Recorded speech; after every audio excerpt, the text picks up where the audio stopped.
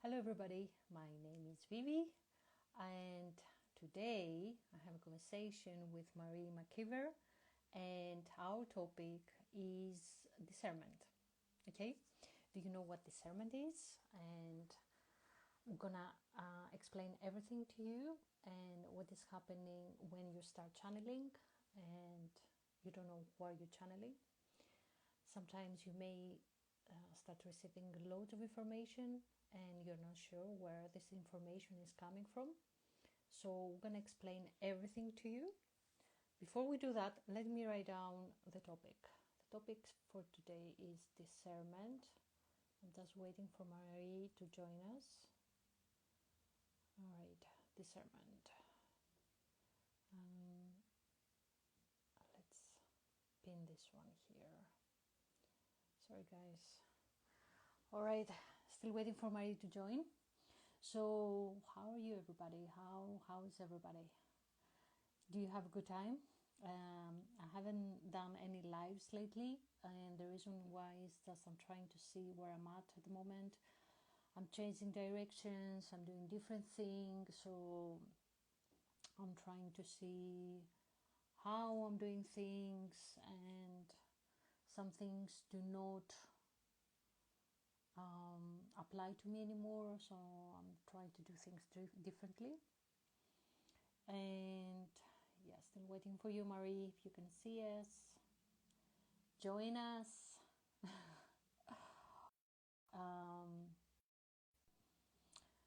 So another thing that we need to discuss, how was everybody? I mean, when you had your spiritual awakening, how, not only your spiritual awakening, your Kundalini awakening, how did you experience that? How did you feel? I mean, I'm gonna talk about my experience. That happened like maybe 3 years ago. And oh, Marie here. Marie, join me. You will see a message saying that send request to join the chat. Can you see it?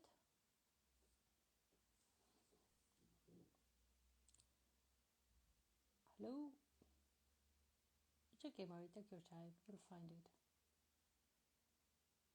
Yes, you need to join the chat though. So don't send me a message. Say somewhere that request to join. Can you say it?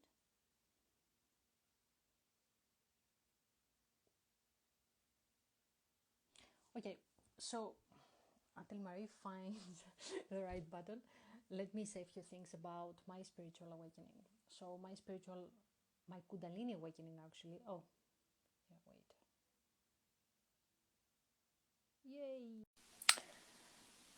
Marie, I'm waiting for you to join me. Hello. Hello. Hi there. Hi. Hi. How are you, Hi. my friend? I'm really good. Lovely All to right. join you. This is brilliant. Yes, it is. It is. Don't worry about connecting, to Instagram. It's happening to all of us. First time takes some time to find the button, so no worries about it. Yeah. So, Marie, let me say a few things, or you want to introduce yourself. So, what do you do, Marie?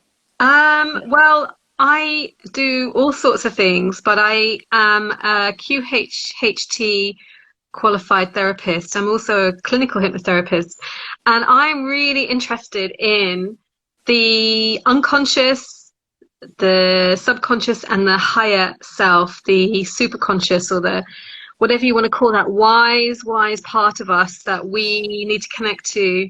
And it can happen in loads of ways. Just having lots of conversations, coaching conversations, hypnotherapy, but really the whole point is to connect deeper with your authentic self. So that's what I'm interested in. And of course, as you get more interested in it, you find all these things in your own life where you have to connect more authentically as well. So it's been a real adventure.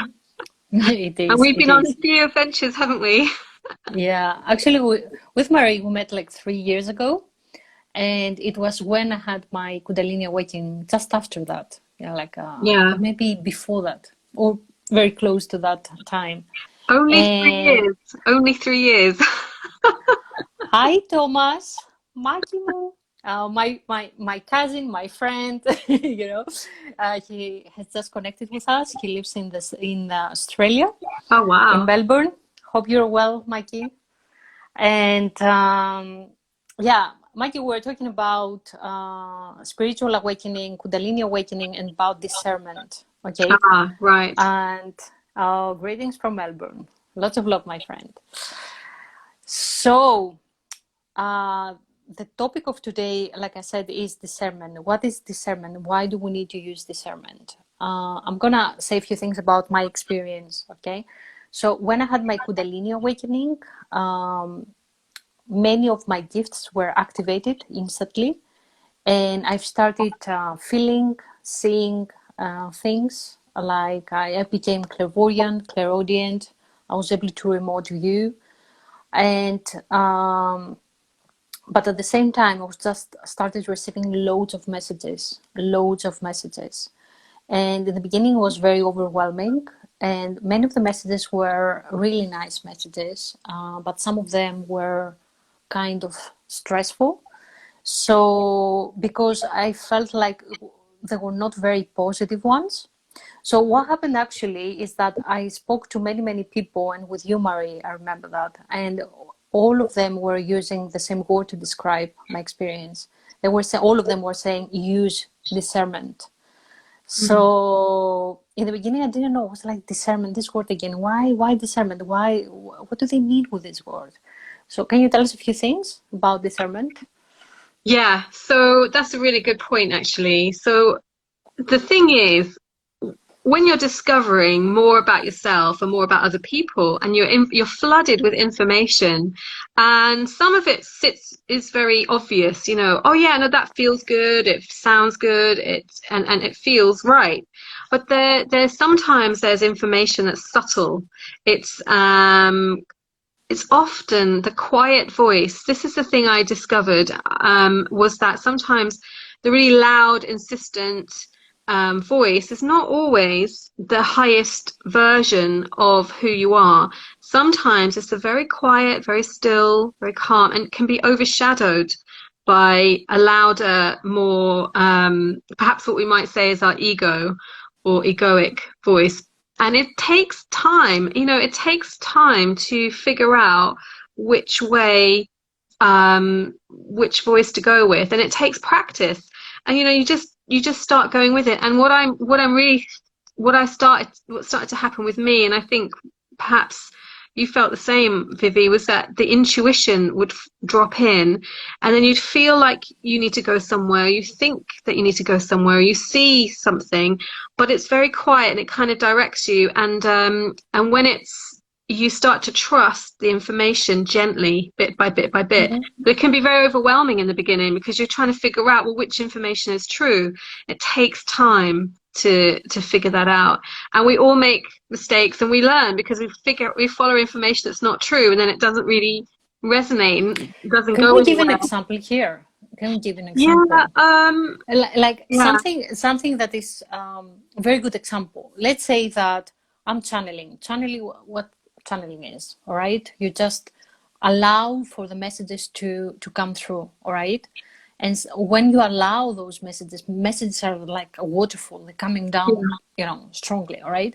Let's say that one of the messages I'm getting is that everyone is jealous of you, everyone wants to harm you, everyone, or this guy, don't go there, this is very dangerous, you're gonna spoil everything, these kind of messages. yeah. What Yeah. So about those messages? What do are you they think? true? Are they true? Well, basically, the key is that your higher self will generally only give you very loving messages and very gentle messages. And if they wanted to warn you away from something, they would give you an inkling. It's more like a subtle guidance. So your higher self, in the beginning particularly, will never tell you really bad things about people. What you'll get is, the way you know is when your higher self, when you're connecting with the real truth of your intuition, you feel slightly calmer and expanded and feels good.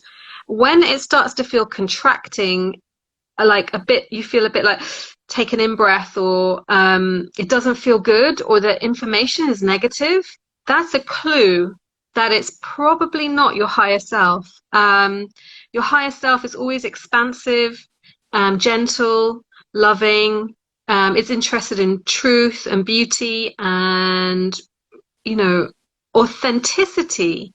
So it will never flatter your ego, because it's not interested in how good you feel about a great job that you did. It's always interested in, you know, in about love and self-love and love for other people.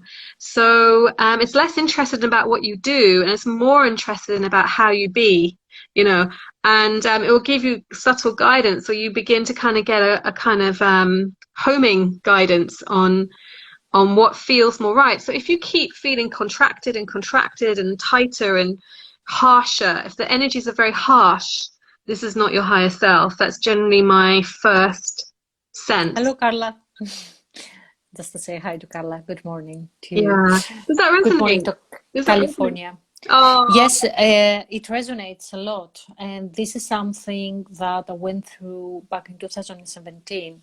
And I've learned that messages that are coming that are not positive, or they have like not always a hidden message, but something that makes me feel uncomfortable, or I'm feeling fearful of other people, yeah. that this is not a message that is coming from my higher self. It's coming from my ego.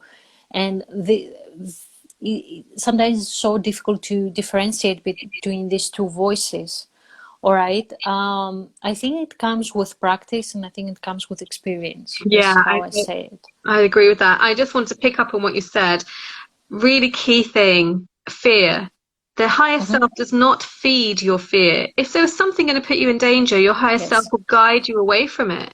It doesn't land you in a big, you know, waterfall of fear. It doesn't do that. Mm-hmm. But it will maybe direct your attention to look at something and go that way to avoid something that may be not good for you. So yeah, if it's fearful, it's more like an ego than a higher self. And you said something else really important, Vivi. It's just gone out of my head. But yeah, so the thing about the higher self, it will never tell you things that will harm you or harm others. Generally Mm-hmm. speaking, that it doesn't do anything like that. But it also won't inflate you either. It won't give you false promises, if you like. Mm-hmm. It's only interested in more and more authenticity, Mm-hmm. revealing more and more truth. Even uncomfortable truths, it will reveal those, but it doesn't make you afraid. It gives you a choice. You say, you know, you could do this, you could do that. What's in your best interest to be more loving, more open, more in flow? So it's always about being more in flow rather than what you get or what you know, So that kind of when we thing. say that this voice is coming from the ego, where is it coming from exactly? This is Well, I think that there's a really interesting conversations about what is the ego and what is the mind. And now we feel that the mind is we have a whole body mind system. So our mind is actually far more than we thought it was. It's not just in our brain. But generally, if it's generally more mind than body or heart. So if it's not feeling very heart, if it doesn't feel like centered and in the heart, then it's more coming from the mind, is more of a clue that that's ego. And if it's quite repetitive and negative, then that could be a thinking loop mm-hmm. that's being that's interrupting your heart, that actually your heart's trying to figure out what to do, and the mind always thinks it knows best and tries to interfere.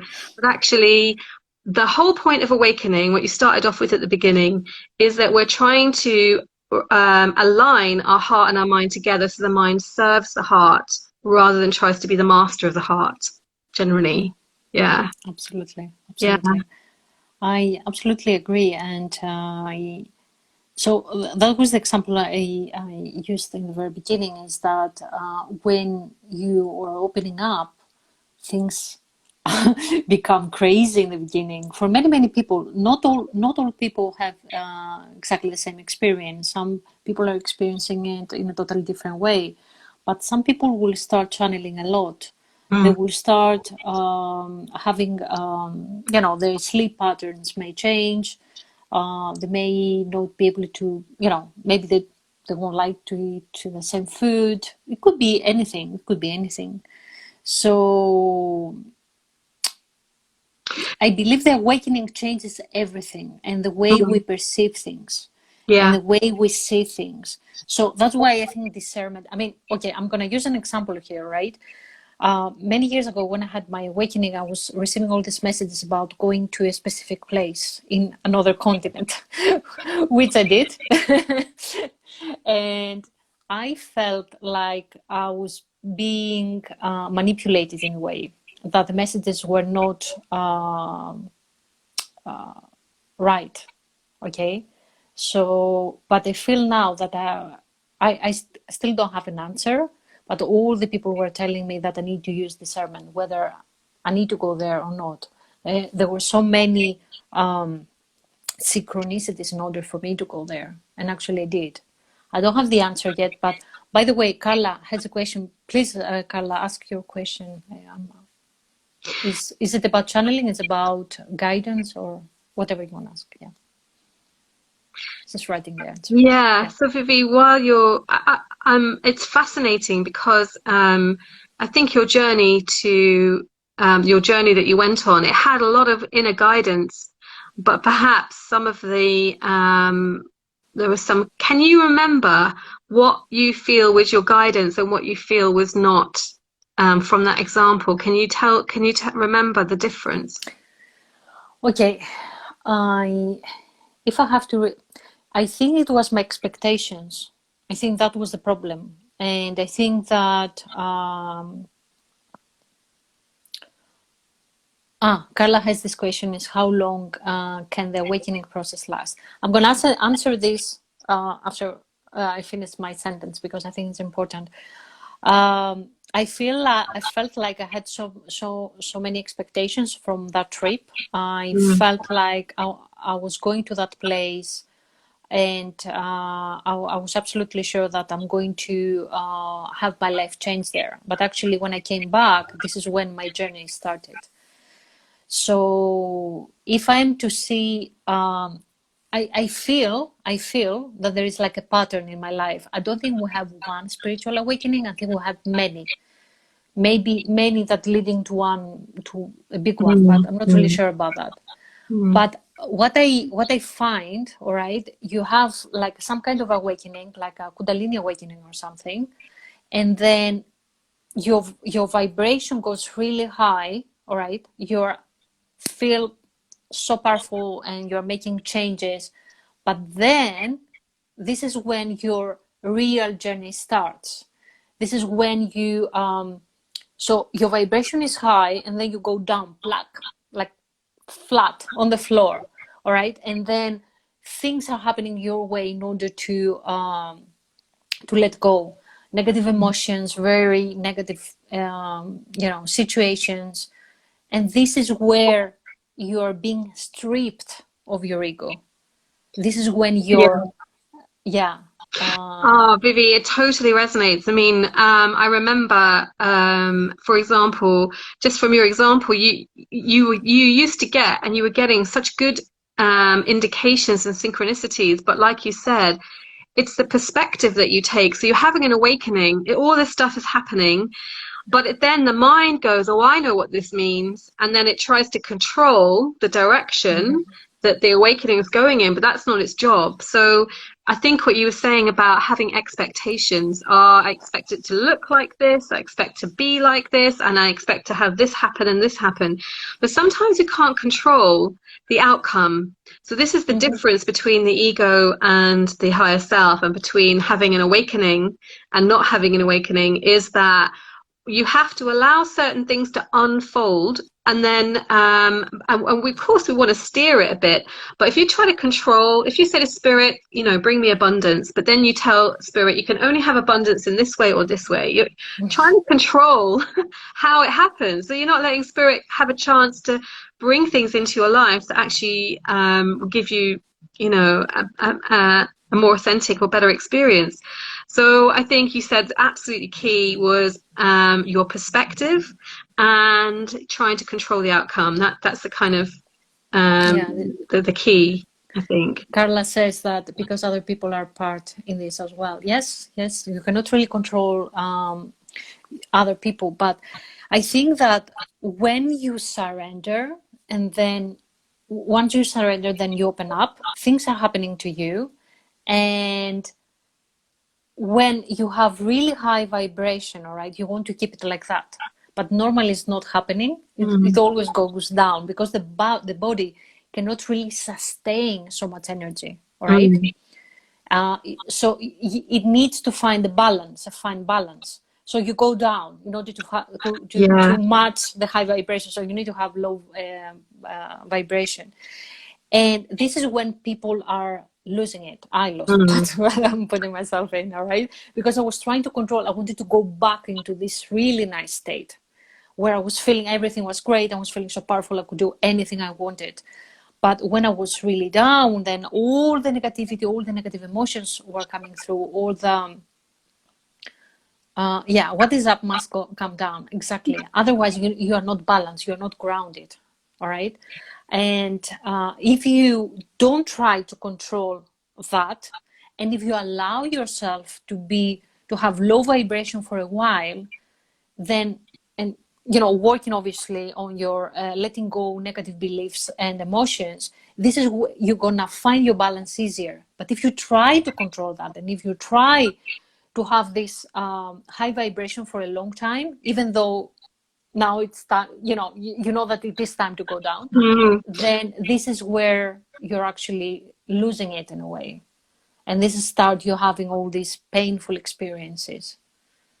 Oh, I love that comment. So awakening is like a cardiograph, never stops, depending on our connection with the deepest soul situation. Yeah, it is like that. And what you're saying, Vivi, it just rings true. I realized, and with the comment as well, the awakening that we were all taught about, or that used to happen way back when, enlightenment, Buddha gets enlightened, or whatever, whoever, we were always taught it was control over the mind and control, and that we would, connect with bliss, basically. And who doesn't want to do that? But I think our awakening in this age, in this time, is not just the mind, but we have to actually bring the body with us, which is why we end up going down again and having that like a cardiograph, is because we are trying to lighten up the density that's in the body. And the body has been working so hard all this time, holding our ancestral what would you say, heritage, and whether it's DNA, whether it's past life, whether it's ancestors, all the different strands. Our poor body is like holding all these truths inside, all these information, and then we have this awakening, this waterfall of bliss and light and energy, and it has to kind of raise up and release a lot of density that the body's been holding, so that we could have this adventure, so we could have this soul awakening. So we get confused sometimes. We think, I was so blissful before, why can't I just stay like that? But it's not grounded. So we're trying to bring the body with us, which is a totally different type of awakening than we've experienced before. And I think that we're getting a lot of help. The earth is raising its vibration, or there's something going on. We as humanity are wakening up, and every individual will be up and down in that journey, depending on. And so we're trying to release the old beliefs, like you said, and old emotions that we've been carrying around, didn't even know we had. And this is why my work and your work, why we end up going back into the body and releasing the blocks, because that's where they're held. Where else do they go? They're not digested and released, they end up in the body. So and we want to feel the relief and the light, so we always want to feel the bliss. But to do that, we have to bring the body with us. And it means going back into the trauma, not to be re-traumatized, but just to acknowledge it, realize what happened, let go of the beliefs that are there, the emotions that are stuck, and give the body a bit of relief, actually, because it works so hard. We really work our bodies really hard. And I guess that brings us to, I would say, self-love. Before you love everyone, you kind of have to be kind Love to yourself. yourself. It's easy to say, but do we do it? That's the thing. You know, can we do that? Yes, Carla, I'm very grateful that I know Marie and your powerful messages. All of these. Yes, this is very, very helpful. And one of the reasons I'm glad you are saying all that is because people are talking about law of attraction. Mm. And actually, many people are associating law of attraction with this blissful state, all right? Having all the life you want. And this is like a huge misunderstanding of many, many, many things. All right. So what I'm trying to say here is that it's absolutely great when you have really high vibration, okay? When you are in this blissful state. But when you go down, which is absolutely fine, it's not going to last forever, all right? It's not lasting forever. It is absolutely necessary in order to feel balanced, okay? And I think that by forcing people not to acknowledge their traumas and their negative emotions, or just because we think that it's not okay to feel all that, it's not okay to feel negatively, it's not okay to have low vibration. Low vibration is attracts more negativity. Well, yes, but you need to be able to feel comfortable with this part of yourself, because otherwise you won't learn how to balance yourself, how to balance your emotions. It's absolutely fine if you have days that you're feeling low. Try to understand what the lesson is there, what are you trying to learn, but don't try to change the state, force the state, go out of the state, okay? Feel it and let it go. Absolutely agree with that. And yeah, go Yeah, on, please. thanks, Vivi. It just reminds me of something I experienced last week. I did an activation, a light activation, to raise the energy of the field, of my field, and I really enjoyed it, and I felt very blissful. Well, the next day, I was like, oh, No. what's wrong? Is there something going on? I feel a bit negative today. I feel like, not so good. And actually, it was density trying to leave my field, but I could feel it. And I was like, this is really heavy. I felt a bit down. I felt a bit depressed. I was like, what's wrong with me? But then I realized, oh, I had an activation. So I didn't know that I had some of this energy in my field. So it had to come out. It had to be released. So I had to feel the feelings on the way out.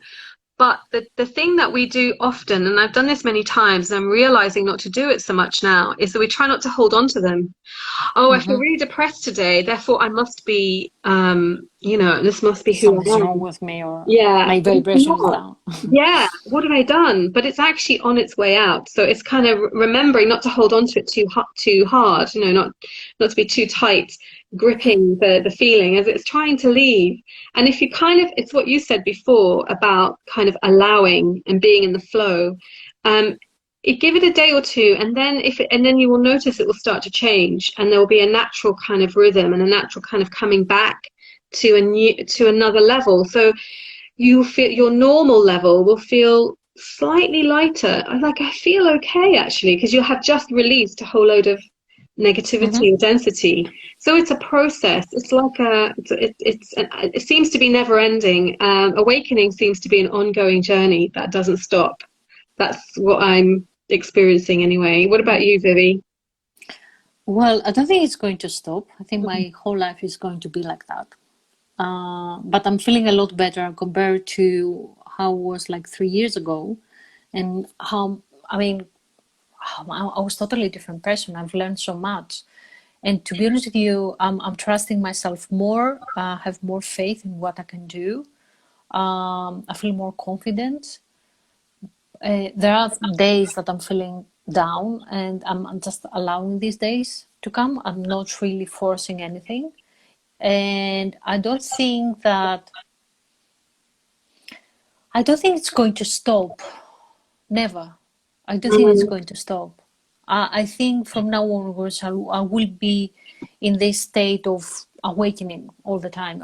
There's going to be another state later on, maybe in a few years' time, maybe, I don't know, a few months, I don't know. And it feels okay. I'm feeling comfortable with change as well. Okay. Absolutely. I'm not feeling stressed about that.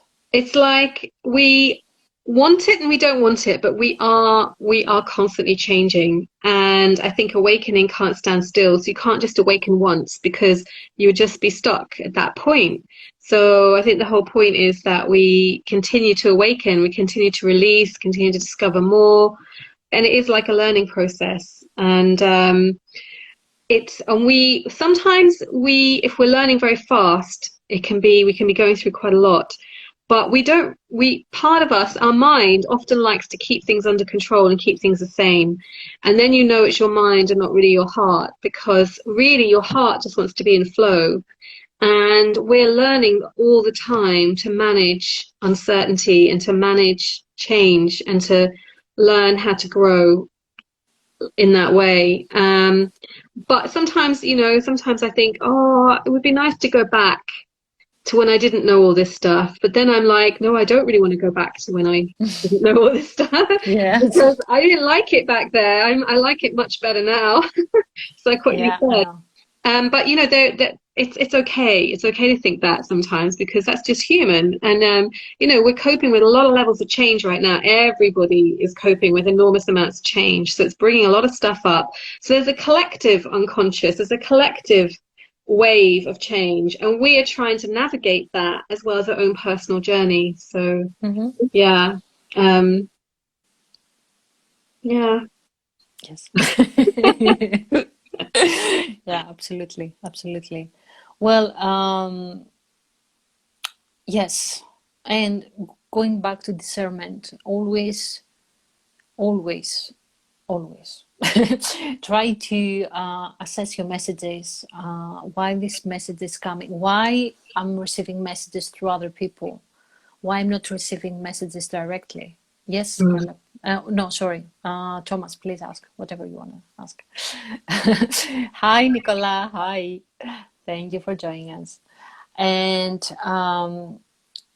so this is a very good question. Why the messages are coming through someone else? Okay. Why I'm not receiving messages, directly? Why do I need cards? Why do I need a psychic to tell me how to do things? Do we think that it's just we don't trust our intuition? So, and are we absolutely sure that the person who is giving us all this information is channeling our higher self or someone else? Yeah, that's a really good question, Vivi. This is the eternal question, isn't it? Well, I think that what I noticed, what was coming to me when you were asking that question was, if you're on your path and you're in your flow, the universe sends you a little message of synchronicity to remind you it's right. It feels right, it sounds right, it looks right. So you'll meet you'll think, should I go on this journey? Should I go for a walk today? And then you might meet someone on your path that you didn't know you were going to meet, and that you're meant to see them that day because they had a message for you. Well, that's kind of the universe working. But if you go constantly seeking reassurance outside yourself all the time, then that means there is less trust and that you're not as in flow. I think sometimes there's two things in tension. There's a tension. One is that we are becoming more unity consciousness. We're kind of beginning to realize that we're more connected. And so we feel into each other more, and we are, as human beings, we are kind of wired to collaborate and to connect. But that doesn't mean that you should put all your power outside yourself. So just because we're meant to connect and collaborate and have fun doing things together or seeking information, sometimes breaking patterns, sometimes you need someone else to help you release something that you've been working on for a while, but you can't get it to go on your own because you're in the pattern. You can do that, but the thing is not to rely on someone else all the time. That's the difference. So it's okay to use cards. The cards are just reflecting, for example, tarot cards are just reflecting back who you are and what you're doing right you now. are at that specific moment, not in general. Yeah, okay. Not as a prediction forever. No. And it can be like a prediction or whatever, what was happening that day only. Yeah. By the way, Thomas you have a question, please ask your question. And sorry, I interrupted you, Marie. I strongly believe that all the messages, anything you need to hear is gonna come. All the messages that are coming that are kind of benevolent and positive, you know, they're coming from your higher self. You know, all the other messages, no, don't go there. Don't do this. Don't be like that. Don't trust these people. No. So there's a difference between not trusting others and not trusting yourself. And we all need healthy boundaries. So you can't really, if you keep looking for information outside of you all the time and you're not trusting your own, your boundary, it's not very good for your boundaries, because you know, that's constantly what I'm finding. You know, where did I not put a boundary in? Where did I forget to, you know, maybe do the things I needed to do first before I start looking outside myself for the answers. And you can become a bit codependent on other people if you're constantly reaching for others or for other things outside. Yeah, so that's something that comes up a lot in my own healing and working with others, is putting in the right boundaries. Where do they go? How do I know they're right? How does it feel? Well, if it feels like your power is not inside you, then you know there's something going on with a boundary somewhere. Well, I keep repeating the same thing. Trust your intuition. Even if you have received a message from someone, always trust your intuition, because every person is different and everyone is following their own journey. All right. Sometimes we do receive messages through other people, but most of the times we need to trust ourselves. Okay, not two journeys are alike. Okay, everyone is different. Everyone has their own lessons to learn. So you cannot really copy or repeat copy other people and expect same things to happen. Right? Okay. Thomas has a question. Achieving awakening is easier in the Western way of life or at a more relaxed pace? Marie, you want to answer this? Yeah, sure. I think awakening is not necessarily easier in the Western way of life, which is why we're constantly being reminded by all the different peoples of the world about what they've known for millennia. So the Western world has forgotten a lot of important things, and so a lot of people then go on a journey. They'll go to another part of the world, Asia or North America or South America or wherever, all different places, to go back to try and make that link back to what we forgot. But it doesn't really matter where you are, because ultimately what's outside that's distracting us, it's really about going back inside, going back in, and actually starting from the beginning, starting to listen to what is it that who am I really? What am I really about? What do I really need? What path am I on? Asking the questions, and then the information is always inside. No matter where we go or what we do, it's always inside. So I don't know, Vivi, what do you think about that? The Western awakening, a bit easier? Well, I'm not really sure. I cannot really compare, because my awakening is my awakening. I cannot really know how it is to awaken in a different place, or so I have awakened in my way, in my specific way, my certain way. I don't know. I cannot really compare my awakening to other people's awakenings. And to be honest with you, I don't care, because we're different. I don't know why. It's not like all of us need to follow something and we need to get there. So it doesn't really matter where you are, what you do.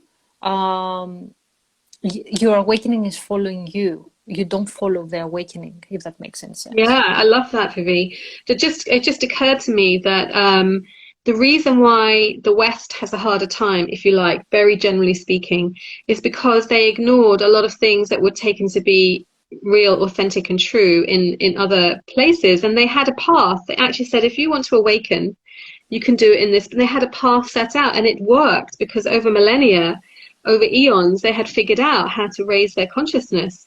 And we had basically kind of, We have internet. yeah, now we have the We're internet. awakening online. Yeah, exactly. But I also wanted to mention that as the whole of humanity awakens, there are places in the world and on the earth where we are called sometimes, because there may be an energy, like a missing piece, a code. We're very interconnected, so we do often travel or connect with people or a place or a situation where it has a certain energy or vortex, or a new energy arising, where we mix with that energy and it kind of awakens something in us. So that is very valid, to go on you can go on physical journeys, often change up a lot of things inside us and allow us more room to kind of make changes. And sometimes talking to each other, we exchange information. That can be part of awakening as well. So the West is not behind anymore. It's kind of it's on its own journey. We're all finding it. We're all rediscovering our ancient connections and places and people and all of that. And if you resonate with a certain person or a certain place, there's something in it for you. That's okay.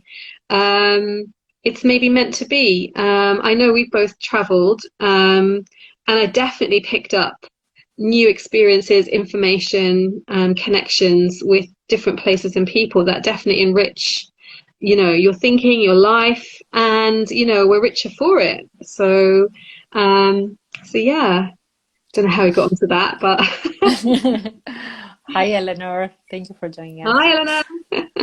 Yeah, I mean, I don't need to go to an ashram in India in order to awake. Maybe it would be easier, but I can always find a place here. I don't need to have a specific setting in order for me to awake. Yeah. Or activate my gifts, or whatever needs to happen. It will happen anywhere. It doesn't really matter. Yeah, That's what I think. I think that when we talk about the rising consciousness, it's really hard because we're in it and it's changing all the time. But perhaps there was a place where people went up high on mountains and in certain places where they actually did feel a bit more connected to the inner, to the divine or whatever. And that's actually true for them, and it's true for us sometimes, but that was the old way. We don't need to go to an ashram anymore to have an awakening. You can have it right in your own living room, in your own room. Exactly. But you still go through the same, it's still tumultuous, it's still a lot of change, it's still ups and downs and all of that as we clear out things that don't resonate with us anymore and we let go of them. And it's half the thing is letting go of stuff and not holding on to things, and not holding on to the physical things around us as much as and that's why maybe it's a wee bit harder in the West, because we've been told we have to have a certain physical standard of success or a certain physical type of life, and now we're all beginning to realize that might not be quite true anymore, that maybe we can create our own lives and have different levels of what we need. It's not related to what other people outside there have said, this is what you must have, the latest whatever. Yeah. Thomas says, in my case, I started my journey when I was retired from the army after 17 years. Yeah, definitely. Actually, Thomas, I see 111 1111, so for me it's enough. I don't need to know anything else. Yeah, well, the thing is that in the beginning I said that I believe we have many awakenings. There are people who have awakened. The first awakening happened when they were children, okay, and I think my first awakening was 2002. This is when my life started, changed entirely. And hi, Danya. Thank you for joining us. So that was my first time, my first awakening. But I think other awakenings followed after that, leading to the big one in 2017. But it doesn't really matter in some cases. I mean, we are all different, you know. We awake in a totally different way. I'm still not sure when and how my awakening is happening. I had an awakening in 2011 where I started channeling in Glastonbury in the Chalice Well, and I walked up the Tor, which is a hill, and they're very sacred energies, and something happened to me where I got kind of opened, if you like. My heart got expanded, and I started channeling very high, blissful, loving writing, which is now going to come back online. But I had awakenings before, and I'm never quite sure where did it all start, because I was intuitive as a child, but I didn't have visions and all of this, the legendary things that some people have described in their awakening. I remember saying to Vivi, I don't know if I had a Kundalini awakening. Have I? I don't know. Have I? I don't know. Let me see. I don't know. But that's the whole point, is that sometimes it happens so differently that you can have it. I mean, for me in 2011, writing at the Chalice Well in the Peace Garden at Glastonbury was definitely a moment. There was a physical effect, and everything started to flow. And I was writing for a few months, and I wrote quite a lot of channeling. It's like a time capsule, and I think I'm going to open it soon. I'm going to share the writings. But yeah, that was definitely something. But when did it all start? It's really hard to say, really hard to tell. And you generally notice when there's big changes in your life. So like Thomas was saying, after the army, it's a huge change. So yeah, so that's definitely, things start then. Yeah. Yeah. Well, Thank you for your we've been message, together. Yeah, with Thomas, we've been together since primary school, actually. We know each other since we're like 5 years old. And oh my God, yeah. And sometimes you don't know, I don't know, it's just like you're growing up, and then your life changes entirely, and then you are in a totally different place in the world, and then you meet together, and what you describe, you get, there's so many similarities, and you discover that maybe your journeys, they have had so many, I don't know, so much pain, but so much love at the same time. Absolutely. Anyways, I just want to say something. Yeah, and I love that. And thank you for your lovely comments. Proud of you, Thomas. Yeah. Very proud of Well, you. you see, what we're experiencing is we're reconnecting with our tribe. I know we talk about this all the time, but it's so important, because the thing, when you're in your ego mind and there's not an awakening, particularly, is when you're very isolated and feel like there's no one. The journey can start off feeling very isolated, but when you know that something is happening and your intuition is right, when you're connecting with people, and it's easy, they feel very familiar, and you feel a sense of camaraderie and connection and love with the people around you, whether it's old connections that are reignited, or whether it's new people you've just met. It's that I think we're all being primed to make the connections, like a network, like starting to really connect with each other from a heart level, and not from the role that we used to play in our lives, but from just from who we are. Yeah, from a heart level. This exactly. When you're being proud of other people, about when they're doing well, and and you recognize that this is not about you, this is about us, working on our paths, Yeah, our being with your journeys, soul which are tribe. not easy at all. Yeah. Not easy. And when someone has taken the decision to go out there and speak their truth, it's not easy. You know how hard it is for people, but this is a true connection through the heart. Yeah, not through the mind. And I think it's Carla saying, being with the soul tribe. That's it. It's the heart connection that tells you. And sometimes we're meant to be with people for a really, really long time, and sometimes the connection is shorter, but it can be really powerful. So it's not about, once you meet someone, you'll know them forever and ever and ever, but it can be that they're meant to come into your life at a certain time to have a certain effect, and then you all grow together, and then you may go continue on your separate paths, or you may continue together. I think we all come in and we want to share the adventure. So we line up a few people, you know, that we connect with, and we're like, right, we're definitely doing this, and you have adventures together and all sorts of things happen. And you recognize those people in your life. And yeah. Yes, exactly. Right. Yay, well, thank you for all of this. Thank you, guys. Conversation. Thank you. Everyone. Have you got any questions? Roy, you are late. Any questions, guys? Any questions about, we're talking about discernment, but we actually spoke about other stuff as well. Anything? Hey, Stella, thank you for joining us. Any questions, guys? Anything? Well, I'm gonna, don't worry. I'm gonna take the video. It's going to be in my account anyway, so you'll be able to find the replay there. And definitely from now onwards, we're gonna have more lives with Marie. This is just our first one. This is my first one, so I'm your very first one. But actually, we're gonna do more, and we'll be talking about different things. I mean, so many things to discuss and share with you. Yeah. Thank you, Eleanor. Guys, thank you, all of you. Thank you for joining us. It was a real pleasure. And Roy is very proud of you, Marie. Thank you so much. Thank you, guys. Thank you, Stella. Thank you, Carla. Thank you very much. Thank you, Nicola. Thank you, everyone. Thank you, Tanya. It was really good. It was really good. Thank you so much for everyone's support and interaction and being so kind on my first one. Hooray! Yeah. Well done.